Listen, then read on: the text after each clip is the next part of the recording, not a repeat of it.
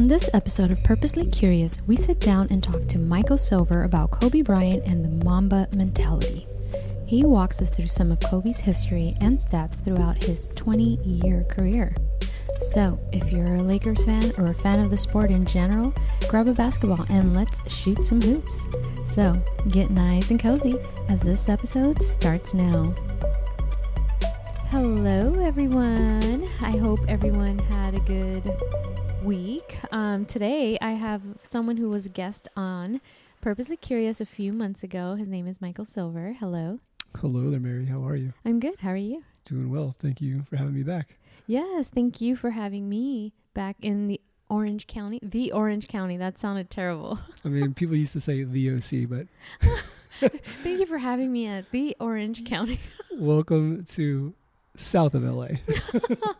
That sounded terrible. The Orange County. It's all good. But yeah, so we actually, to catch up, we went to Trestles. Yes. Am I saying it correctly? Yeah, Trestles Beach in San Clemente. Yeah, and we saw all the surfers out there.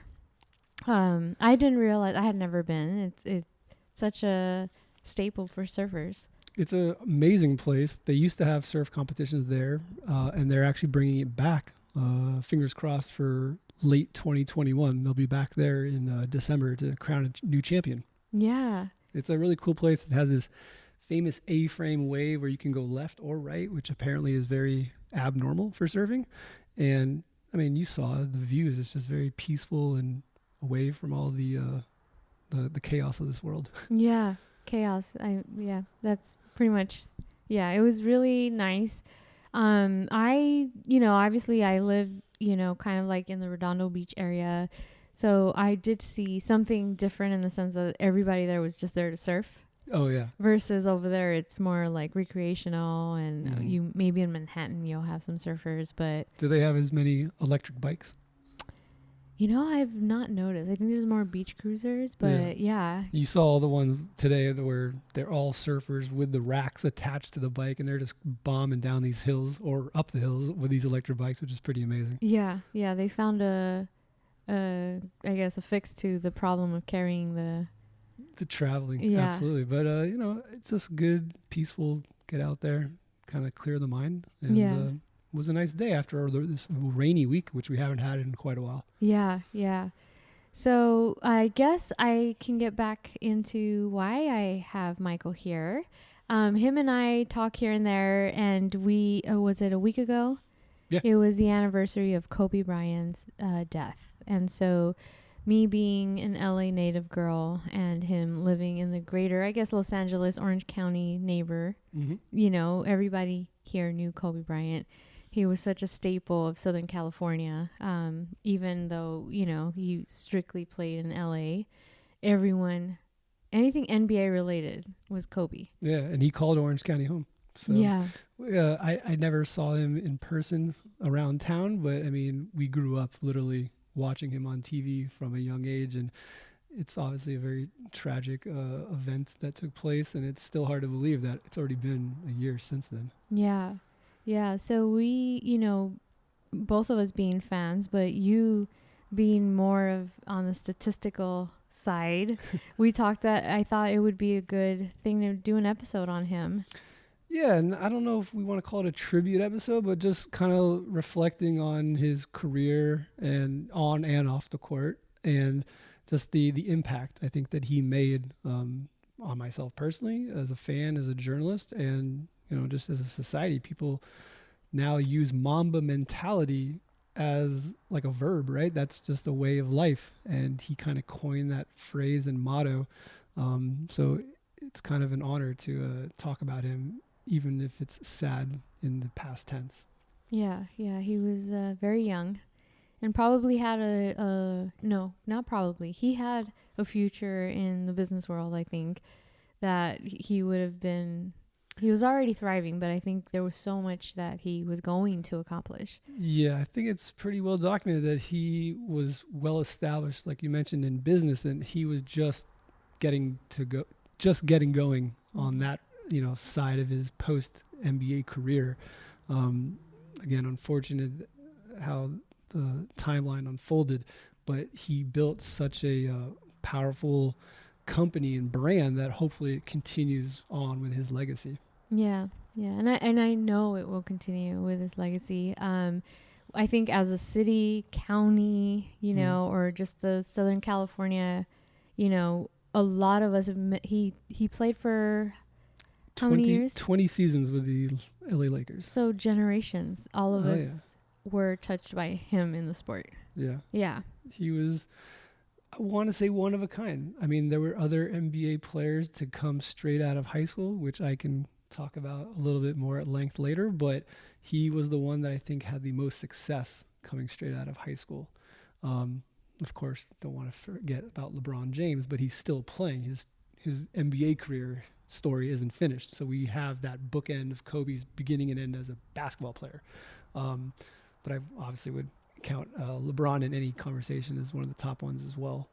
But yeah, it's just, I wrote down some notes. I wanted to come prepared, but I definitely have some stories and some personal connections that I thought would be, fun to reminisce and share. Okay. So where are we starting? I mean, where do you start? You start at the beginning, right? Yeah. All right. So Kobe, as we know, joined the NBA as a 17-year-old straight out of high school. This was in 1996. And he played, like I mentioned, 20 full seasons with the Los Angeles Lakers, which I believe is a record as well for most consecutive years played for one team. He won 5 championships. He broke a plethora of team and league records along the way. And I could run down, I guess, like I said, these achievements on and off the court in a bit. But I think for the purpose of this episode, it's best to separate his career kind of in, in 3 arcs, three parts. So you have the early years when he's a high school phenom, teaming up with Shaquille O'Neal. Then you have those middle years, post Shaquille O'Neal, and the rebuilding process. And then the golden years, as I like to coin it, which was he produced a lot of victories, and then there was agony, defeat, and pain, from injuries and whatnot. Yeah. So from the early years, if you're not familiar with his, life story, his dad actually was an NBA player. His name was Joe. His nickname was Jellybean. Joe Jellybean Bryant. He played in the NBA and eventually didn't have the greatest success, and he moved to Italy with his family to continue playing professionally overseas. And that's where Kobe grew up, and he learned the game there. And he learned the language. Yes, he's multicultural and could speak many languages, including Italian. So fast forward now to Kobe being a teenager. He's 13, and the family moves back to Philadelphia in the suburban area there, where he attended Lower Merion High School, and he ends up winning the state championship as a senior, and he won the Gatorade and the Naismith Player of the Year, which is basically like the MVP. You're the best player in the country. He also won the state title. His number 33 is now retired at Lower Merion High School. Now, there was no social media back then. Right. I had to think about that. So his brand was just based off of word of mouth and whatever type of raw VHS tapes were showing up on ESPN, because, there was... Scouts were out in the field, yeah. But there was no, no one could tweet, oh, I just saw Kobe dunk on a kid in a high school. Like, the viral clips were only what you randomly would see on a VHS, highlight tape. Was it ESPN or was it ABC? I remember there was a show that was at random times on the weekends that were just footage of high schools. Oh, I'm not sure. I remember seeing that a few times. I remember there was the Inside Stuff, it was like the NBA Inside Stuff. It was like a show on the weekends, but it was just about like the NBA players. So I'm not sure if it was the high school ones you were talking about. Yeah. But I wish there was more highlights of Kobe from a younger age that would resurface, or maybe they will in years to come. I'm trying to think of some other notable things to mention. So yeah, I think the only drama really was, will he go to college straight after high school, after winning the championship, or will he go to the professionals? Now, again, this was 1996.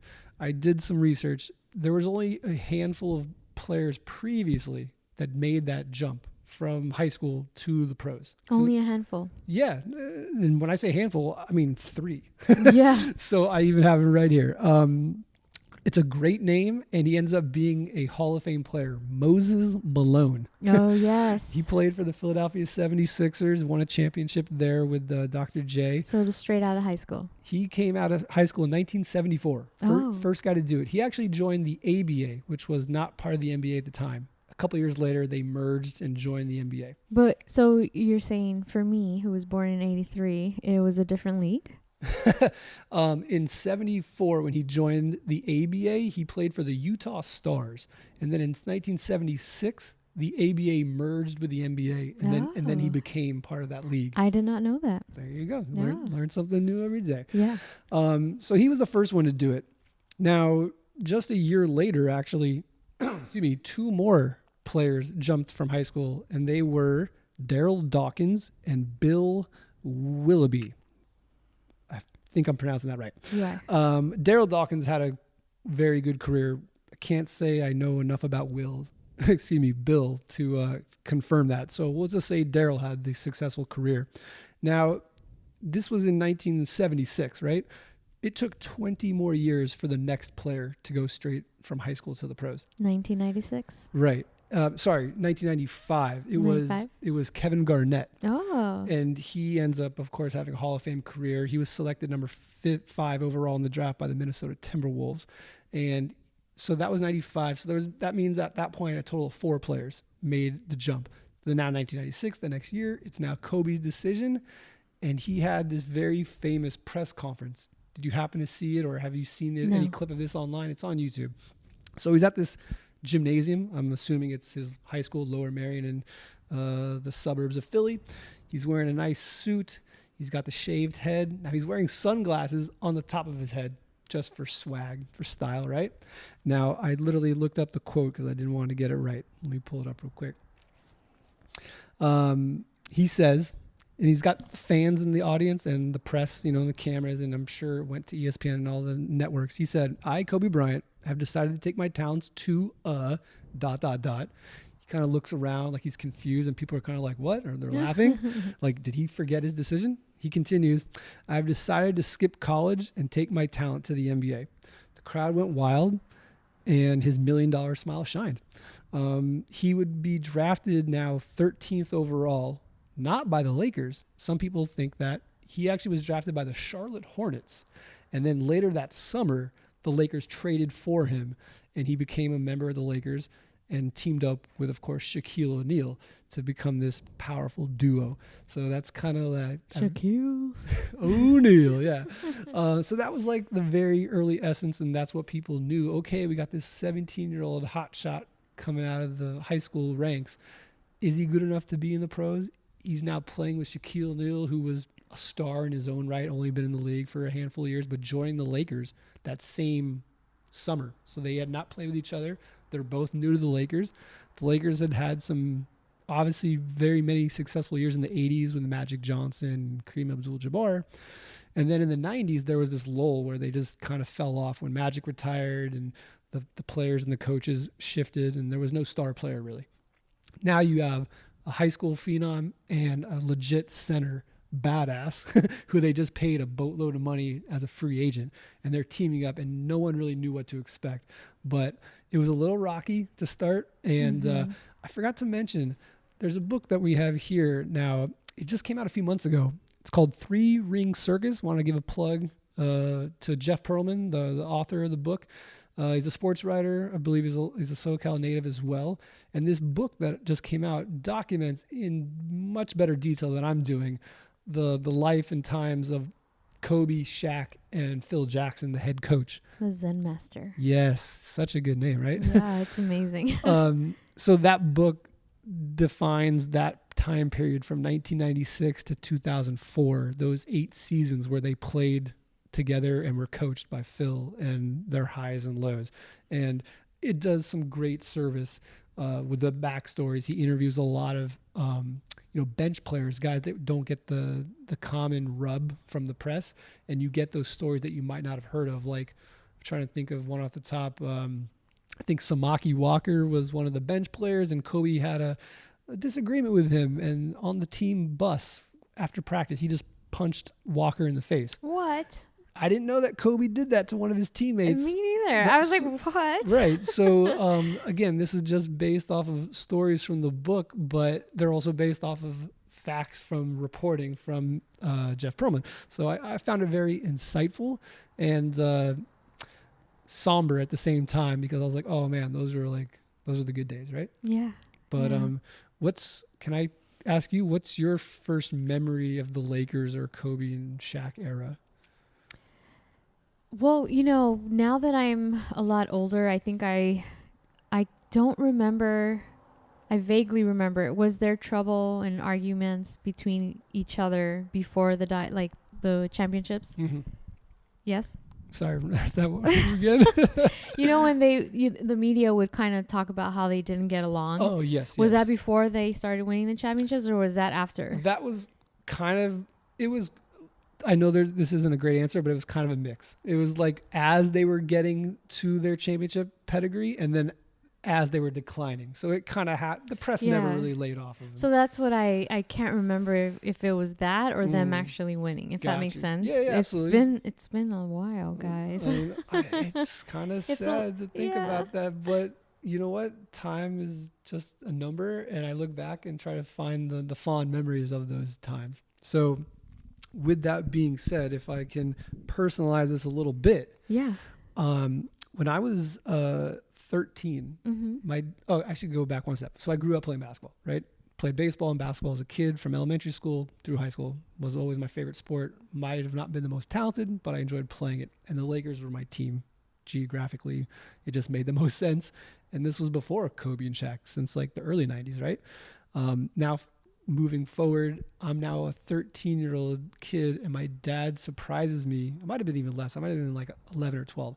But he surprised me with tickets to a Lakers playoff game against the Utah Jazz with Karl Malone and John Stockton. This is back in like 97, 98. Yeah. So this is a couple of years after Kobe and Shaq team up, but they're still growing pains. They still haven't gotten over that hurdle and won the championship. Mm-hmm. And Stockton and Malone famously played the Lakers like bullies and beat them up. And they went on to play in the finals 2 years in a row, lost to the Michael Jordan Bulls in Phil Jackson era. But I digress. So my dad takes me to this game, and I was just like, hey, I'm freaking out. It's my first NBA game. It's a playoff game. It's Kobe and Shaq when they were relatively young. They didn't even win. I'm pretty sure they lost that game. They only won, I think, one game that whole series. But the point was, it kind of sparked this love interest and this passion, I guess, for the sport within me. And then I was like, okay, this is the dream, is to go to these games, whether it's as a fan or as a journalist in the future, to cover them and write about them and interview the athletes. That's kind of where the spark plug began, I guess. So it was just a very memorable time, and I always will cherish that memory, because my dad was not known for giving out grand gifts, and this was like the most amazing surprise I could have, asked for. So that was awesome. So I guess I can personalize it on my end. Now that I listened to your story, I'm like, okay, so personally, I grew up in an apartment complex in the West Adams area, and my neighbors were my cousins, and they were boys. So we were not that many years apart. Mm-hmm. So I was very tomboyish growing up. I loved sports. I played basketball myself in my school teams. But again, guys, if you guys see me, I'm 5 feet 2 inches tall. Like, I'm short. So my career was not very long because I stopped growing. But I would watch the playoffs and basketball with my cousin John and Walter. And I was always chasing after them, like I wanted to be a boy, I guess. I don't know. So I do remember just watching the playoffs. I'd go next door and watch the playoffs with my cousins and like be super excited. And, I have them to thank for my knowledge of the NBA back then. That's awesome. Yeah. I mean, I definitely had friends that got me involved in other sports, and just being around people with the same interests, kind of gets that those vibes. So I definitely can resonate with that. Just to kind of cap off those early years. So then after that season, when they lost to the Jazz, they ended up playing one more year. Sorry, let me take that back. I think that was their final year at the Great Western Forum in Inglewood. And then they moved to their current home, the Staples Center, which is, of course, in downtown LA. And they brought in a guy that we mentioned earlier, the Zen Master, Phil Jackson. So they brought him on board in 2000. And then what did they do?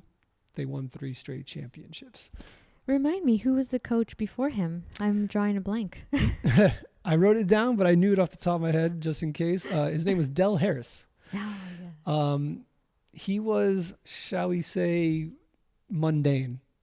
He would talk and talk and talk, and people, according to this book that I was reading as well, The 3-Ring Circus, he was known for just like being like a filibuster. He would just talk during practice and during film session, and the players were like, "We get it, dude. Can we just go scrimmage? Can we go play ball?" So apparently he lost his voice was lost in the locker room, and they needed to go in a new direction. And when the best coach, arguably in the world of basketball, is available, they went after Phil Jackson and signed him. So who was Phil Jackson coaching before the Lakers? If you can, for those who aren't Laker fans or who are young and maybe don't know. The Chicago Bulls. So he was the coach for the Bulls, and they won 6 championships in the span of 8 seasons. With which players? You might have heard this guy, Michael Jordan. Scottie Pippen, yes. And another OC local, Dennis Rodman. Yes. North Korea's American ambassador, apparently. I can't speak to that, but yes, he has made trips there. I don't know why he represents us there, but hey, it's pretty amazing if you think about it. Yeah, and that was one of the biggest trios ever at that time, right? Yes. For Chicago Bulls. So this was like a huge grab to get Phil. Oh, yeah, because did you happen to watch The Last Dance? It was the Bulls documentary that came out in May on ESPN. It's like a 10-part series. It's on Netflix now. It's really awesome. ESPN, right? It initially was on ESPN, and now it's on Netflix. But yeah, it documents that final season of 1998 when the Bulls had their quote-unquote last run, which Phil Jackson coined, and they won their final championship. And then they split up the team. Basically, they broke it up, and that's when that's when Phil took a year off. Jordan retired. Pippen went to another team. They dismantled it. And fun fact, Dennis Rodman played for the Bulls for, I think, a total of 13 games. Sorry, not the Bulls, the Lakers. He joined the Lakers for 13 games, and it was very toxic. He got technical fouls more than points, and he didn't rub well with ownership, and they kicked him to the curb, unfortunately. But he did play for the Lakers for a very brief stint, and in case anyone was wondering, I still remember this. He wore number 73. It's a very odd number for a jersey in basketball, so it just stuck out to me for some reason. But yeah, it was a memorable time. So shall I continue? This is now the middle years. This was when Shaq now and Kobe have won 3 championships in a row. They have reached the pinnacle. There's no argument that they were the best dynamic duo in the game, but their egos were the biggest, crutch, their downfall. They were both alphas, and you know that you can only be one alpha dog in the house. So Dr. Jerry Buss, the owner of the Lakers, had this tough decision. Do I go with the aging Shaquille O'Neal, who's kind of reaching his prime, if not already, and he's worth a lot of money? Or do I stick with the young gun Kobe, who has just endless, possibilities, and he's going to be around longer. He's younger, just mathematically. They went with the younger Kobe Bryant, as we know. So Shaq was famously traded to the Miami Heat in 2004. They actually made the finals one last time. It was Kobe, Shaq, Karl Malone, who joined the Lakers for 1 year, and Gary Payton, who joined the Lakers for 1 year. And they called him, I think one person nicknamed him the Quad Squad, which is kind of a silly name, but it stuck out in my mind for some reason. Mm-hmm. So they made the finals against the Detroit Pistons in 2004, but they didn't gel. Karl Malone injured his knee, barely played, and they lost 4-1. That's the last time Kobe and Shaq played together, and they split. So now fast forward to 2005, and now Shaq is part of the Miami Heat. and Kobe's now the man. This is his team, right? Well, as much as he dominated the league, the rest of his team was not so good. When you lose Shaq, it's hard to replace a 300-pound monster like that, even if you spend money. At least to say they didn't attract the free agents, they didn't draft accordingly. They were just a mediocre team, kind of just lolling through the season. They made the playoffs a couple times, but they just didn't have that extensive run. To finish. Yeah, they just didn't have a strong enough team. Yeah. Meanwhile, Shaq is playing on the East Coast for the Miami Heat, and they win the championship in 2006. Yeah, so, salty right? Laker fans. Of course. At the time. So, like, if you're a Shaq fan, you're ecstatic. But if you're a Kobe fan, you're like, who got the better end of that deal, the trade? But again, this was still 2006. There's only a few years removed from their previous, time playing together. So there's still more story to be told. Now, again, to personalize this, in 2005, this was the first year Shaq's part of the Heat. He came back to LA as a visitor, right? As the rival. Now, if you're an NBA fan, you know that the NBA loves to schedule big-time marquee matchups on Christmas Day. Yeah. It's like a holiday on top of a holiday. It's obviously Christmas. Ratings. People are home. It's a big deal. But they've been doing this for decades where they just put a bunch of big games on prime time. So that year, of course, it's the first time Kobe and Shaq are going to play each other. They put it on Christmas Day at Staples Center. And guess who was there? Me. I got very lucky. My mom's friend had tickets. He hooked it up. I went with my friend Joey. I got to see Shaq's return in the black and red uniform, which was kind of bizarre, but it was exciting. You could feel the buzz in the building. It was to be cliche, but it's true. If you're not familiar with the game, I'll give you a quick rundown. Kobe scored 42 points, which is amazing. He even got Shaq to foul out because Shaq got 6 fouls in the fourth quarter, or up to 6 fouls by the fourth quarter, and fouled out. But then there was this guy named Dwayne Wade, who was very young at the time, and he took over in the overtime period and got the Heat a 2-point lead. Kobe actually had a 3-pointer for the win at the buzzer, and he hit the back of the rim and they missed. So the Heat won that game. But there's also another memorable moment from that game, and I have this box right here that kind of commemorates that, and I know the audience can't see what we're looking at right now, but it's a pair of the Kobe 6 Grinch, which was his famous Nike basketball shoe that he debuted in that color on that Christmas Day, and it's to kind of playing off the storyline of how the Grinch stole Christmas, right? Dr. Seuss. So that shoe became infamous, not only for its color, but because of that matchup, Shaq versus Kobe on Christmas Day. And they just re-released this shoe this past Christmas Eve, and it was very hard to get. So I feel blessed to have a pair. Yeah. And they're really, really nice. Yeah. And what do you think about it? It's literally, I'm going to put a picture up, but it's literally like the color of the Grinch. Yeah. And they're really, really nice. And sneakers. It's got the snakeskin kind of feel, because this was also the first year where Kobe was going into that storyteller mode, and he decided to make this shoe with the snakeskin appeal because of the black Mamba persona that he kind of created.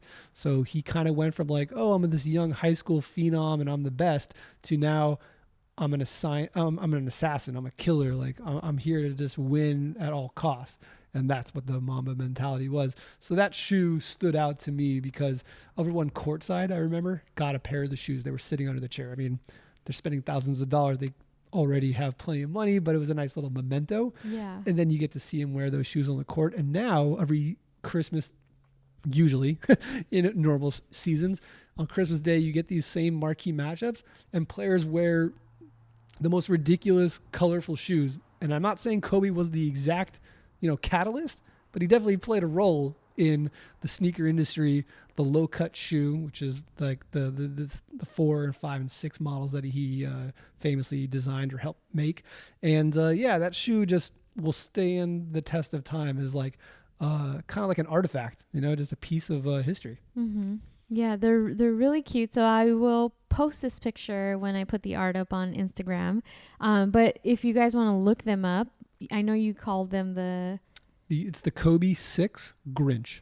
But what is it on the box? The Oh style, yeah, sorry. So that This is the newest. they look it up. It's the Kobe 6 Protro. Protro is a word also that Kobe came up with, part of his storyteller mentality. So, pro for professional, Protro is basically a combination of performance, so like the technical aspects, and then retro, to retro an old shoe. So you mix those two words up and you have Protro. So this is just the newer version of the original Inception. Yeah, they're really cute guys.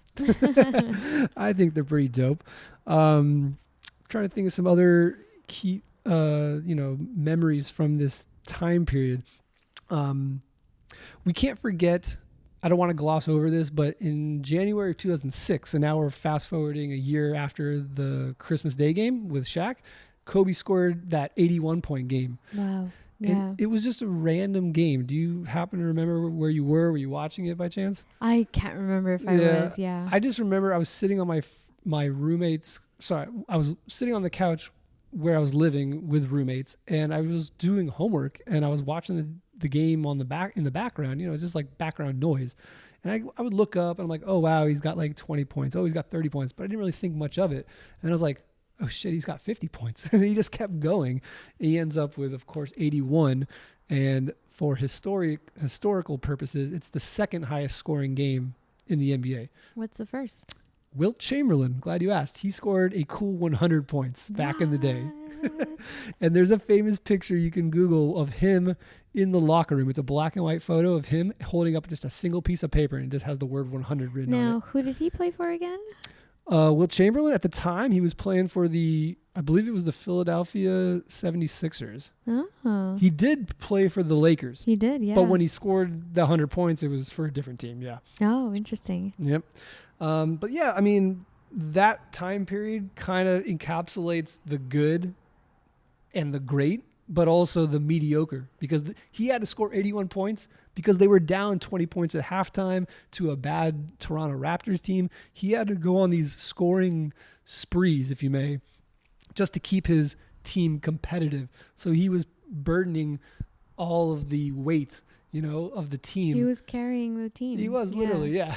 And it's funny that you said earlier he went 30, 40 points and you were like, because that was almost his average, right? Yeah, he averaged, I think, 35 points at his peak when he won the MVP in like 2007, 2008. But I mean, putting up 40 points was almost normal for him. Mm-hmm. I think we kind of took for granted how good he was at scoring. And he didn't play as much when he was younger. That Del Harris guy, he didn't like playing the young 17, 18-year-old punk. So he had to kind of learn along the way and build up his chops. Yeah. So then we can transition to what I call the golden years. The golden years. It's kind of a play on words because, the Lakers, purple and gold, But so in 2008, the Lakers made a big trade, and they got the Spaniard, Pau Gasol. Ow. They traded, ironically, Marc Gasol, his younger brother, to Memphis Grizzlies for Pau and a bunch of other players. But Pau was the big, star center. And now that Kobe had this 1-2 punch again, right? Him and Shaq, now it's him and Pau. He could rely on this other all-star player to kind of take some of that burden off of him, right? Mm-hmm. So he didn't have to be the one-man show. And it automatically saw results. They got him in the middle of that 2008 season. They went to the NBA Finals that year. Unfortunately, they lost to the Celtics in 6 games. But guess what? The next 2 years, they went back to the finals, and they won back-to-back titles in 2009 and 2010 against the Orlando Magic. And we got our sweet, sweet revenge against the hated Boston Celtics in a Game 7, nonetheless. Oh, such a good series. Yeah, that was an awesome one to remember. So now after the 2009-10 championship season, right? Excuse me. Kobe's body started to kind of give away. He had some injuries that were lingering. He was always known for being a durable player. If you remember, he would have a broken finger. He would have a dislocated shoulder. It would get popped back and in. He wouldn't require surgery. He would just go right back on the court. His apparently pain threshold was like none other. But father time is undefeated, as the saying goes, and things just eventually caught up. So in 2013, he tore his Achilles, and that is, for most people, a career ender for professional sports. In general, any sport, yeah. Yeah, I mean, from a physical standpoint, you need your legs to walk and to run up and down the court and dunk a basketball and shoot 3-pointers. So when he tore it, I can't imagine the mindset he had. But then reading about him, I do have an idea. And he just used that to fuel the fire, right? And it just got him to a place where he had to come back. And people were like, oh, he'll never be the same. You know what? Maybe he wasn't, but he damn was close. And he was still good when he came back. It's a tough injury. I've never obviously experienced it, but I just think that it's something that it shouldn't be overlooked. He also famously refused to come out of the game when he initially got injured. If you remember, he fell down. It was a home game against the Golden State Warriors, and it was a close game. He's like rubbing his ankle, trying to like fix it. That's not going to work, right? He's rubbing his Achilles. That's not going to work. But he got fouled, so he goes up to the free throw line. He shoots both, swish, swish, and then he hobbles off the court and goes to the back. And I just remember the look in his eyes when he was talking to the media. They were like bloodshot. You could tell he was emotional because he knew that his season and potentially career was coming to a close. But he was just angry, but I think he was also determined. And that's something that I'll always remember, that he pushed through that. And he came back the next year, defying the odds. Like I said, he wasn't quite as explosive. He wasn't the same guy anymore when you have that type of injury, but he was still Kobe effing Bryant, right? Like, he still put out points. He was able to play at a high level. So that was something that always stood out to me, is his adversity, dealing with pain and coming back, especially when you have the critics, when you have the writers, you have the podcasters, you have everyone saying you're no longer who you are. You're not good anymore. You can't come back from this injury. Historically, there hadn't been many players that come back with success. Mm-hmm. So I guess that was a challenge upon itself. Like, can I come back and can I be great again? So that's what the next chapter unfolded. Let's see. So yeah, he rehabbed. He made it back, like I said.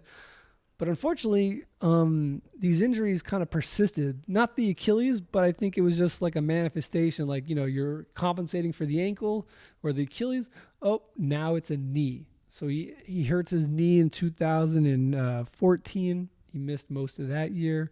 He comes back in 2015, and he tore his labrum in his shoulder trying to dunk, which makes you sound old, right? He missed again that season. So it's like he fought so hard to get back, and then it was like, one step forward, 2 steps back. Yeah. Age will do that. Yeah.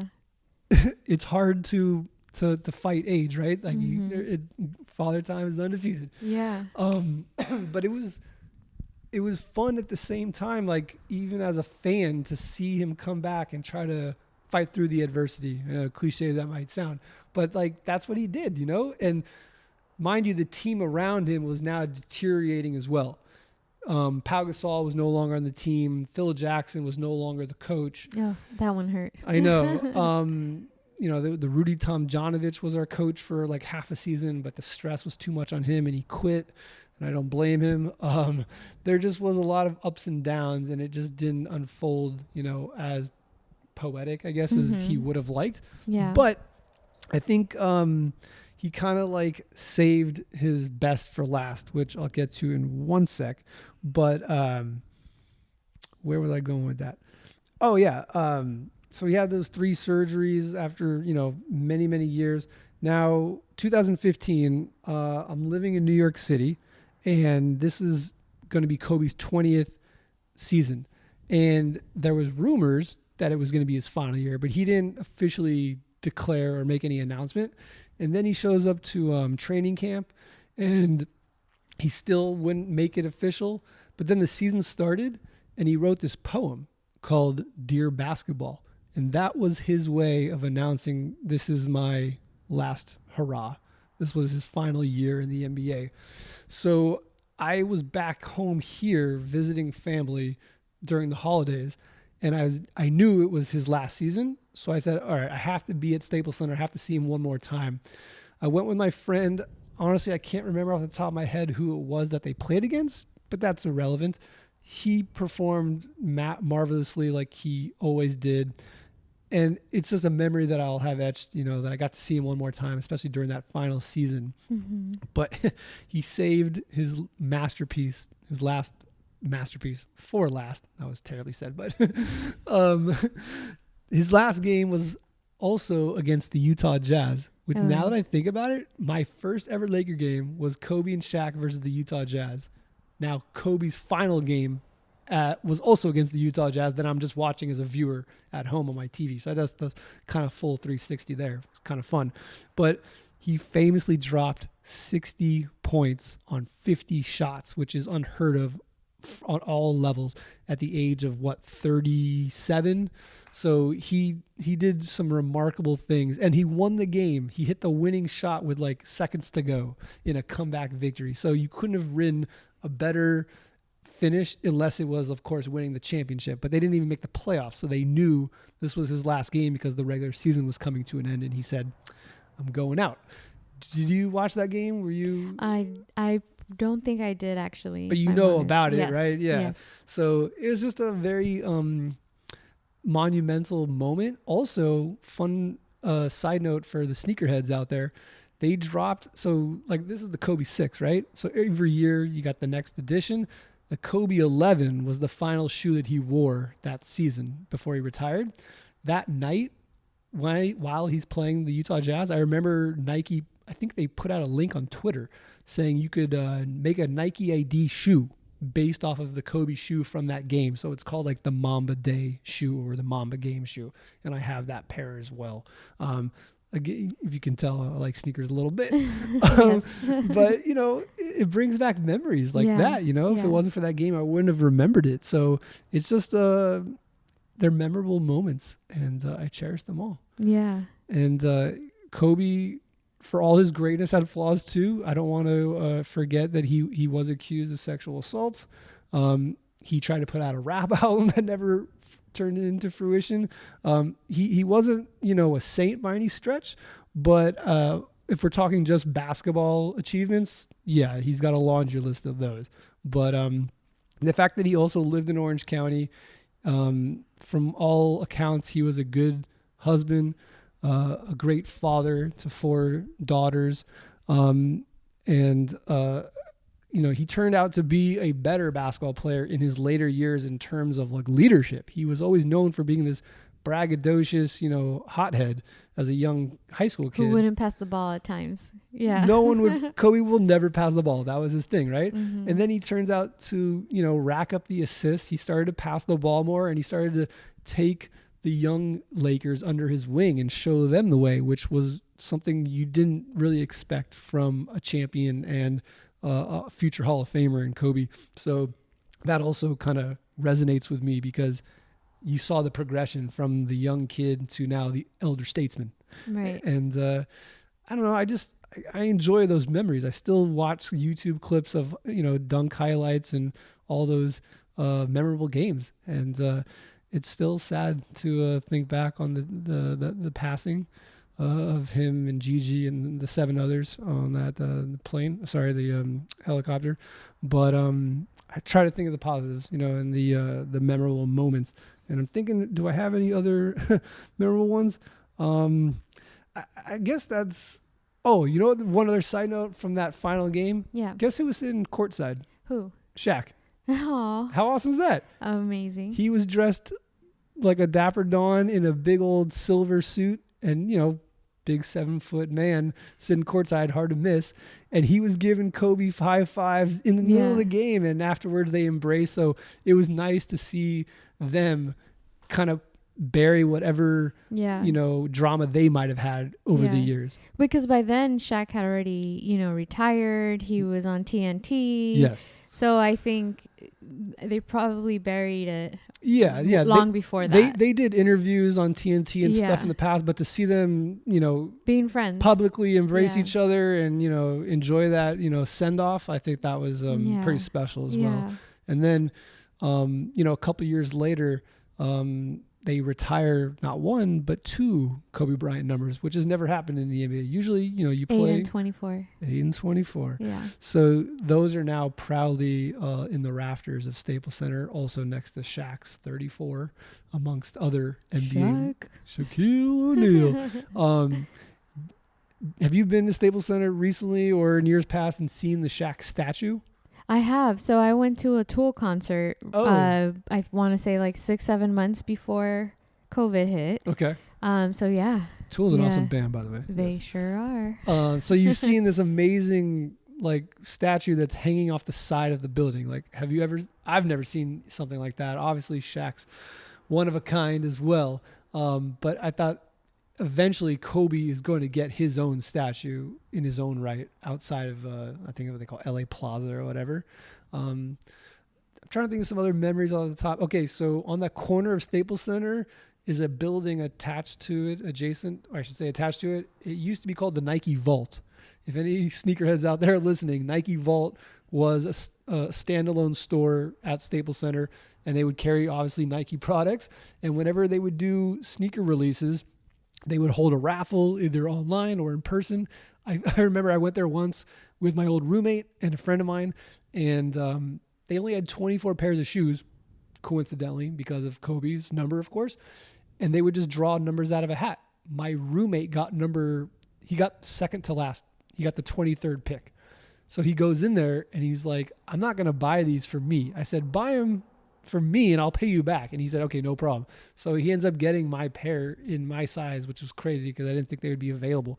But that was the Kobe 8 model. But it comes in this special box. And again, these are just like these personal touches. I know that maybe some of the listeners might not like resonate or care too much about. But when you have that attachment, when you have that those memories, that go along with it, it's part of your story, whether the good or bad. So I remember that vividly. It was a fun time. There was hundreds of people out there. Yeah. And they're all just like, waiting for their number to be called. I was like, oh shit.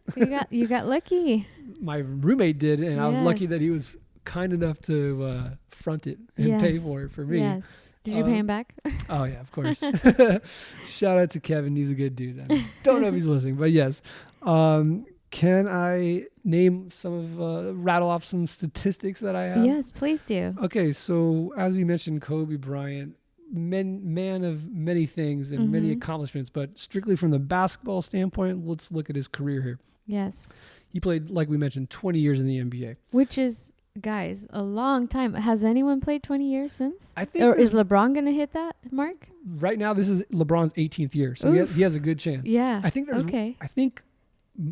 Vince Carter, he just retired last year. He played 21. Oh, okay. I know. But still, anyone breaking 20 years, especially with one team, Vince Carter played for like 5 or 6, 7 teams, not to take anything away from his career. Right. But to play for one franchise, especially the Lakers, as prestigious as they are, I think that kind of takes it up a notch. And really, Kobe attire is going to make the money for decades to come. Yeah. His name and likeliness is going to will live on, forever. Yeah. So of those 20 years, he was named to the All-NBA team 15 years. The All-NBA team, if you're not familiar, is basically like the top 5 players throughout the regular season. So that means he was one of the top 5 players for 15 out of 20 years. That's ridiculous. But that's crazy. It is, yeah. What else here? He made the All-Star game. He made the All-Defensive team 12 times. So he wasn't known just, even though we've talked about all these high-scoring games, he was also very good at defense. So he was two-way player. So he made the defensive team 12 times, which is amazing on its own. He won the scoring title twice. Scored a bunch of points, as we know. Yeah. He won the slam dunk contest in '97 as a rookie. Oh, wow. I didn't know that. Yeah. A lot of rookies don't participate in the dunk contest. It's kind of lost its allure, I should say, over the years. But as a contest as a whole. But when he did it, he was flashy. He was throwing dunks between the legs. Like, he was having fun and living it up. So that was pretty spectacular. He won 4 All-Star Game MVPs, including one year with Shaq. They won co-MVP. They shared it. So that's a fun side note. He won the MVP for the regular season only one time, which I think is a travesty. In 2007/2008. I think he could have won it a couple more times, but the votes didn't go his way. And then, of course, he won the Finals MVP, both championships with Phil returning and with Pau Gasol in 2009-2010. So clearly, the alpha continued his ways in his latter half of his career. Now, off the court, I don't want to forget that he did a lot of great things. Even though he retired and only had 4 years of life post NBA, he still did a lot. And of course, he had sponsorships with Nike and these other brands throughout his career. But then he's like wanting to branch out and be a businessman on his own, right? So in Costa Mesa, right here in Orange County, he created his studio and his company called Granity Studios, where it's basically a production company. And he became a storyteller. He started producing books, children's books. He started a podcast. The Punies, I believe, is the name of that. And of course, that Dear Basketball poem that he wrote to announce his retirement got turned into a short film, which then went on to win a freaking Oscar. How awesome is that? Yeah, so not only was he one of the greatest NBA players with so many accolades, he also won an Oscar. Yeah, I mean, I don't know how many people could say that. Or NBA players? Probably none, so he would be the one, yes. Yes, I just wanted to make that point. Yes, exactly. Also, he became he oversaw the Mamba Sports Academy, which was like a training facility in the LA area. And they changed the name. It's now just the Sports Academy, I believe. But they do a lot of great things for youth sports. And, we mentioned his 4 daughters. He was obviously very involved in their lives, and specifically Gigi, his 13-year-old daughter, who he was honing and teaching the ways of playing basketball. And from all the clips that I've seen and all the discussions I've read about her life, she was phenomenal as a 13-year-old, and she was on her way to greatness. He never had a son to play in the NBA, but he had 4 daughters, and she was definitely going to be in the WNBA and go on 100%. So again, sad, but I have high hopes for the rest of his family. And I think it's worth mentioning how much time and dedication that he put into his family life off the court, and part of that was coaching. I mean, tragically, they were in that helicopter to go to a basketball game that he was going to coach. It was they're going to that place, so he was always involved as a coach, and I think he needed to separate himself from the game of basketball as a player, but he wanted to be connected to his daughter's life. And he's like, if I can teach her the game that I love, it brings us both together. And also one other personal connection, I guess, while I was at USC, he visited the Galen Center, which is their version of Staples Center, for a USC women's basketball game against the University of Oregon. They had a very, very popular player who ended up going into the WNBA as the number 1 pick. Excuse me. And he was sitting courtside with Gigi, and I have a video of them from that game. And I was just like, I was in awe that he was in the building, straight up. Like, he had already retired, but he was a 5-time champion. I was like, there's one of my idols just sitting courtside watching a basketball game with his daughter. It was pretty amazing. Yeah. But yeah, I mean, again, the list can go on and on. What else did he do that I might have left out? Well, here's his career stats in case you're wondering. He scored 25 points per game. Like, that was his average over his whole career, 25 points per game. 5.2 rebounds per game, 4.7 assists per game, 1.4 steals per game. And just a couple other notes. He had 26 games where he scored more than 50 points in his career. Wow. He had 6 games where he scored more than 60 points. Of course, the last game, the 81-point game, and a handful of others.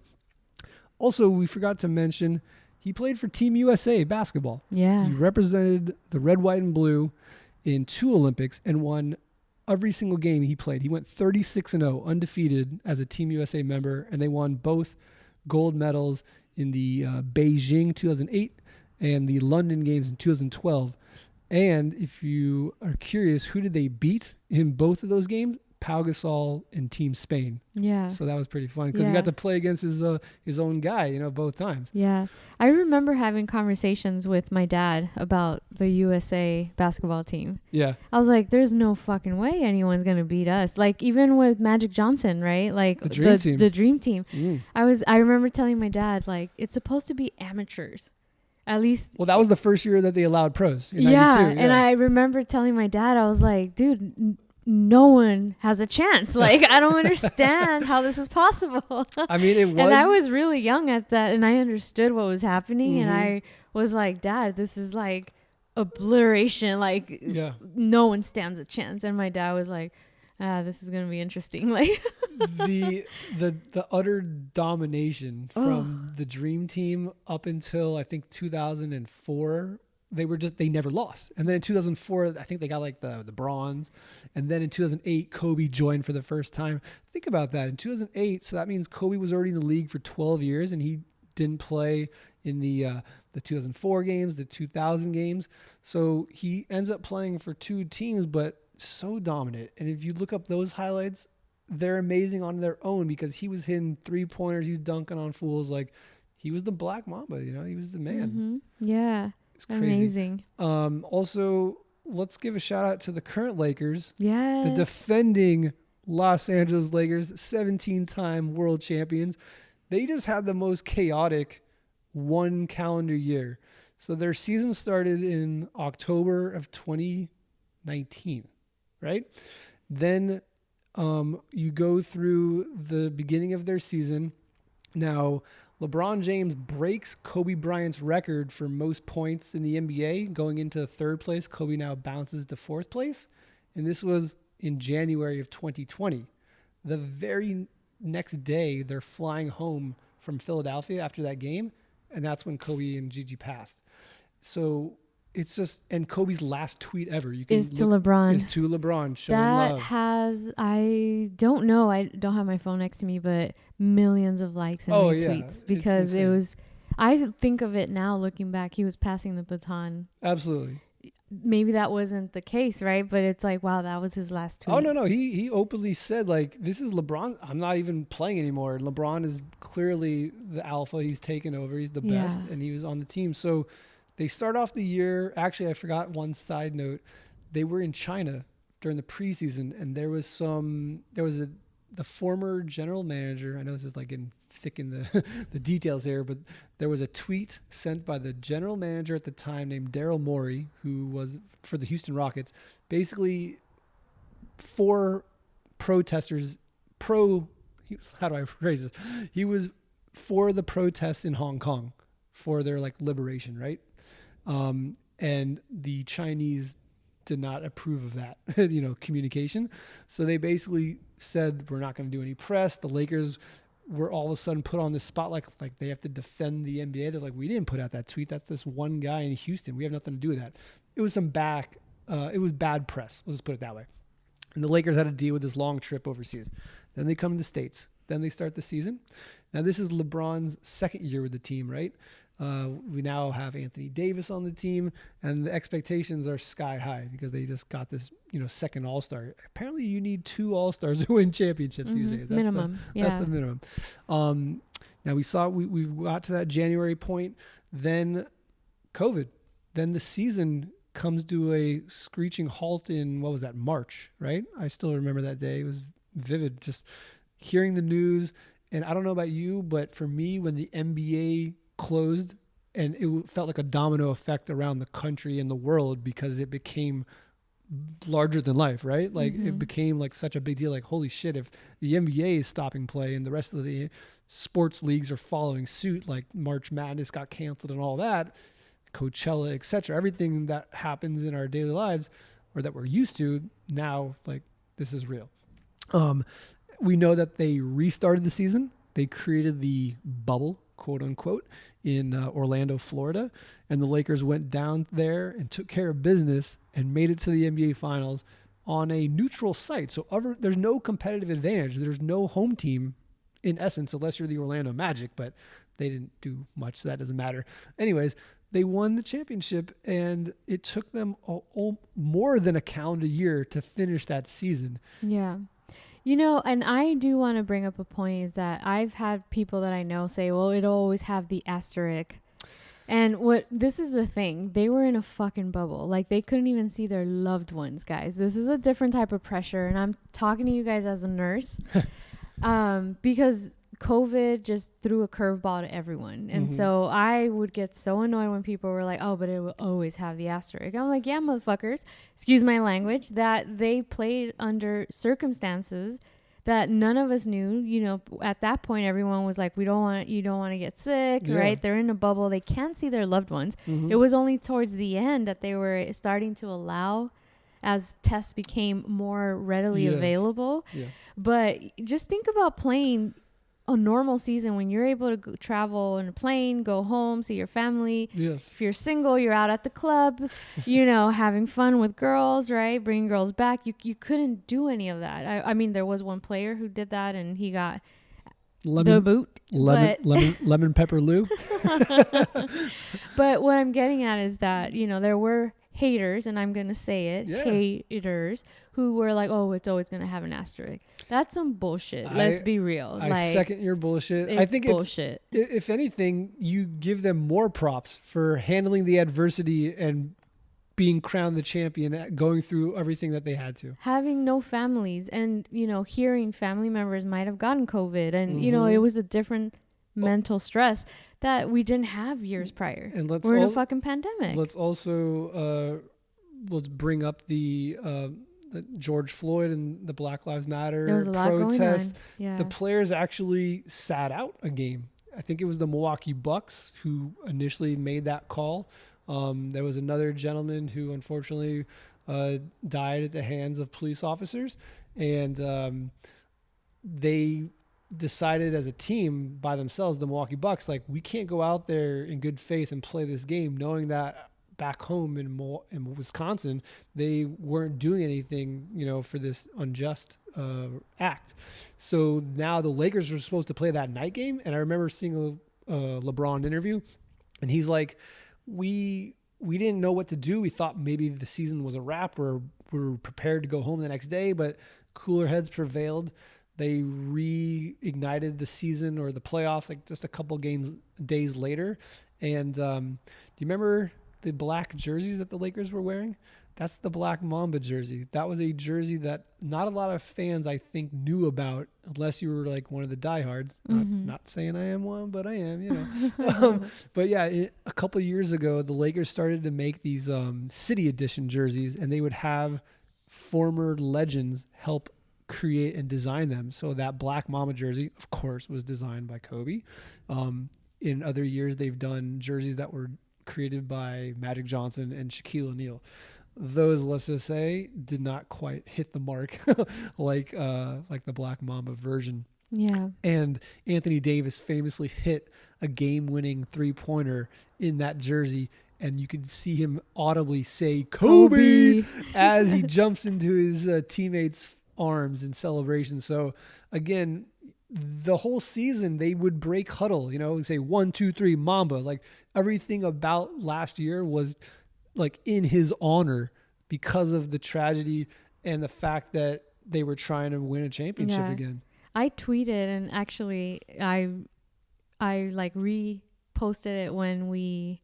No, this is pre-COVID. I tweeted essentially, we're going to win the championship. Oh. On behalf of, we're doing it for Kobe. Okay. And then when we won, I posted it on my story. I was like, FYI, I posted this on this day. Like, I knew we had to win for Kobe.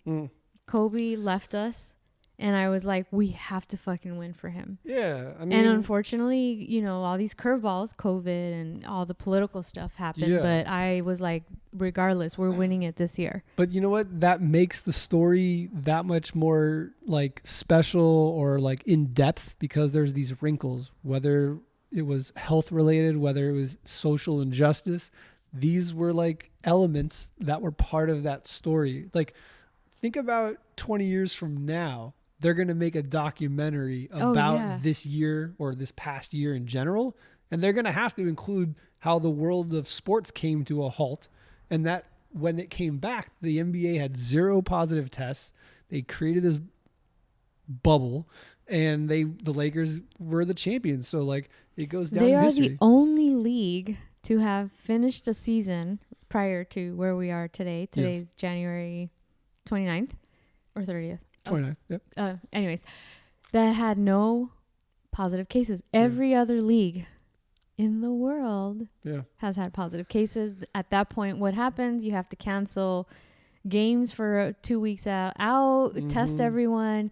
The only ones that were able to accomplish this is the NBA, and it's because they had a strict bubble. Yep. Like I kid you not, that's the only way the Olympics are happening. I was telling you earlier is that they have to do a bubble. Yeah, I've but heard, we'll see where we're at. Yeah, I mean, Tokyo. I've heard Japan has very few cases in general. However, there hasn't been an official protocol if the athletes and competitors and training facilities, etc., and the traveling teams need to be vaccinated or tested beforehand. They haven't laid out those rules yet. Yeah, I'm sure they're talking about it but now. They need to figure something out because they need to keep it safe and copacetic. One other side note, somewhat related, but the NBA actually wasn't the first professional sport to come back in general. It actually was the UFC, cage fights, right? Mixed martial arts. They held, I laugh because I used to live in Jacksonville, Florida, and they came back from the pandemic as the first American sport and held their first event in Jacksonville. And I was actually at that same arena a couple of years before doing photography for the Red Hot Chili Peppers concert. So I was like, I've been at that arena. But they came back with no fans, right? And I know a lot of sports are doing that as well right now. But it was the first time to see that on TV. It was kind of a contrast, like this huge arena with a cage in the middle, but there's no one there except for the 2 people inside the cage fighting. Yeah. But they definitely had some positive tests, so they weren't foolproof. Yeah. So the NBA stands as the only winner. Yeah, exactly. And, I want to thank you for giving me the platform to kind of just talk about some of these memories and look back, because it's kind of cathartic, like I feel it's been a stressful time for us, for everyone involved. For everyone, yeah. And sports kind of is that escape, at least for me. And watching the Lakers and any sports right now is kind of bliss. It's helpful. And the fact that the Lakers won is just icing on the cake. Of course, I'm happy for that. I am too. I am happy. And I think we're going to have another good year next year. I believe it in my heart. Are we talking Lakers or just in general? Lakers. Okay. Because I'm hoping in general too. But yes. But I wanted to thank you so much for having sat with me and just educating us, on Kobe Bryant, the Lakers. Obviously we lost a great player who will always be remembered. They're going to talk about him 60, 100 years from now, I'm sure. So if you guys want to pick up the book, Three Ring Circus, right? By Jeff Pearlman. Yes. And I'm holding here the Kobe Bryant, the Mamba mentality, how I play. So, I'm going to probably purchase this book. He has it. So Mr. Michael has it. So you have to, if you're a Kobe fan. It's just, it's another, a little peek into his mind and the way that, he handled life, I guess is the best way to put it. Yeah. So anyway, I know there's another young kid out there who's going to be a great NBA player, and, keep going at it, kids. Anyone can do this. Absolutely. If you put your mind to it, anything is possible. I mean, at 17, he knew he was destined for greatness. And he said, I'm going pro, I'm taking my talents to the NBA. Yeah, so don't let anybody talk you out of it. If you feel you have it in you, just do it. Just do it. Yes. Well, thank you so much. And I hope you guys join me next time. Bye. Peace. That was episode 46 of the Purposely Curious podcast. Make sure to subscribe on Apple Podcasts, Spotify, and on most podcast platforms. And follow us on social media at Purposely Curious on Instagram and at Purposely CPod on Twitter. That's purposely the letter C, pod. Until next time, you know what to do.